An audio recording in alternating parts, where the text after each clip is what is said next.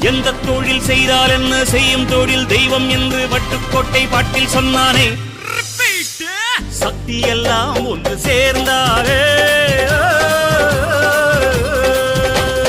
சொர்க்கம் வரும் இந்த மண் மேலே.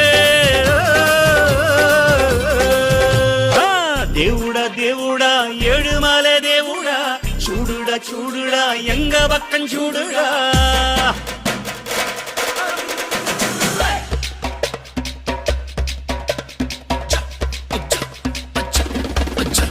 Okay.